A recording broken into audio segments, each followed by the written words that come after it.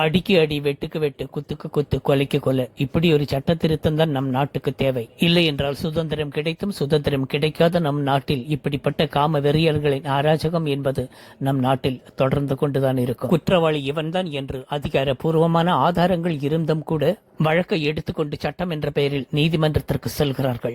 நீதிமன்றம் என்பது எதற்காக இருக்கின்றது? சந்தேகப்படக்கூடிய ஒரு குற்றவாளியை விசாரிப்பதற்காக மட்டும்தான் இந்த நீதிமன்றம் செயல்பட வேண்டும். எந்த காரணத்தை கொண்டும் ஒரு நிரபராதி தண்டிக்கப்படக்கூடாது என்ற ஒரு காரணத்திற்காக மட்டும்தான் இந்த நீதிமன்றமும் இந்த சட்டமும் உருவாக்கப்பட்டது. ஒரு நிரபராதி தண்டிக்கப்படக்கூடாது என்ற விஷயத்தில் இந்த நீதிமன்றத்திற்கும் இந்த சட்டத்திற்கும் எவ்வளவு அக்கறை இருக்கின்றதோ அதே போல ஒரு குற்றவாளியும் தப்பிவிடக் கூடாது என்ற விஷயத்திலும் இந்த நீதிமன்றத்திற்கு அக்கறை இருக்க வேண்டும். ஆனால் இங்கு காட்சிகள் எப்படி இருக்கின்றது? ஆனால் நம் நாட்டின் சட்டமும் நீதிமன்றமும் என்ன செய்து கொண்டிருக்கின்றது?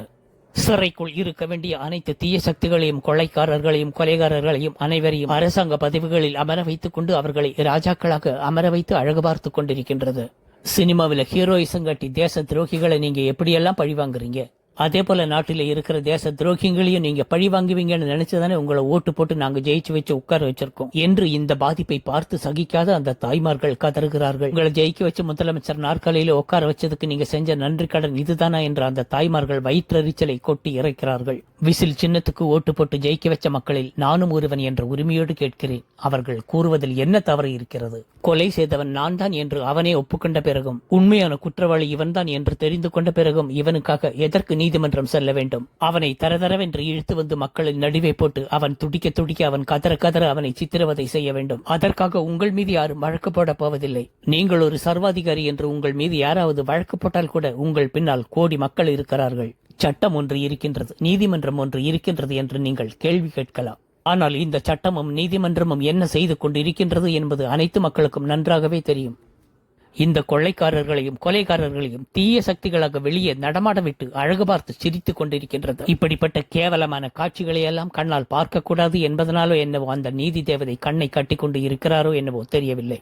வழக்கு, விசாரணை, நீதிமன்றம் என்பதெல்லாம் காதில் பூச்சுற்றும் வேலை என்பது நன்றாகவே தெரியும். மக்களின் நடுவே நிற்க வைத்து அவனை சித்திரவதை செய்ய உங்களால் முடியவில்லை என்றால் மக்களிடம் விட்டுவிடுங்கள், மக்கள் பார்த்துக் கொள்வார்கள். அவனுக்கு என்ன தண்டனை கொடுக்க வேண்டும் என்று மக்களுக்கு தெரியும். அசுர வேகத்தில் பயணித்துக் கொண்டிருந்த நம் தமிழகத்தில் புதிதாக பதவியேற்ற சிஎம் விஜய் அவர்களின் ஆட்சி பீடத்திற்கு மிகப்பெரிய ஒரு ஸ்பீட் பிரேக்காக இந்த கோவையில் நடந்த இந்த சிறுமியின் கொலை வழக்காக இருக்கின்றது. நல்லாட்சியை குறை கூறுவதற்கு ஏதாவது ஒரு காரணம் கிடைத்து விடாதா என கழுகு மாதிரி கண்களை வைத்துக் கொண்டு சுற்றி பறந்து கொண்டிருக்கும் இந்த தீய சக்திகளுக்கு கிடைத்திருக்கும் மிகப்பெரிய அணுகுண்டு. 6 மாதத்திற்கு இவர்கள் இதையே அமர்ந்து சாப்பிட்டுக் கொண்டு அதை ஏப்பம் விட்டுக் கொண்டிருப்பார்கள். வடை பாயசத்தோடு கும்பகர்ணனுக்கு கிடைத்த சாப்பாடை போல மனதிற்குள் மிகப்பெரிய சந்தோஷத்தை கொண்டாடி வருகிறார்கள். கட்டுக்குள் கொண்டு வராத இந்த போதை எனும் கலாச்சாரத்தை சுதந்திரமாக நடமாடவிட்ட இப்படிப்பட்ட அட்டூழியங்கள் எல்லாம் நடப்பதற்கு முக்கிய காரணமாக இருந்ததே இந்த முன்னாள் ஆட்சியாளர்கள் தான் என்பது அவர்களுக்கு தெரியாததல்ல. எந்த அரசாங்கத்தாலாவது ஒரு வீட்டுக்கு ஒரு காவலாளியை வைக்க முடியுமா? இல்லை, ஒரு தெருவுக்குத்தான் ஒரு காவல் நிலையத்தை நிறுவ முடியுமா? திருடனாய் பார்த்து திருந்தாவிட்டால் திருட்டை ஒழிக்க முடியாது என்ற பாட்டெல்லாம் சும்மா பாடல. தவறுகளையும் குற்றங்களையும் கட்டுப்படுத்தலாம், ஆனால் அதை முழுவதுமாக ஒழித்து விடுவது என்பது ஒரு சாதாரண விஷயம் அல்ல. எந்த ஒரு அரசாங்கத்துக்கும் அது ஒரு சவாலாக இருக்கின்றது என்பதை நாம் புரிந்து கொள்ள வேண்டும். இவர்கள் ஆட்சிக்கு வந்து 10-12 நாட்கள் கூட தாண்டவில்லை, அதற்குள் சட்டம் ஒழுங்கு கெட்டுவிட்டது. ஆட்சி மாறினாலும் காட்சிகள் மாறவில்லை. பல்லெழித்துக் கொண்டு கூறுகிறார்கள். அடுத்தவர்களை குறை கூறுவதற்கு இவர்கள் முதலில் தகுதியானவர்களா என்பது இவர்களால் நிரூபிக்க முடியுமா?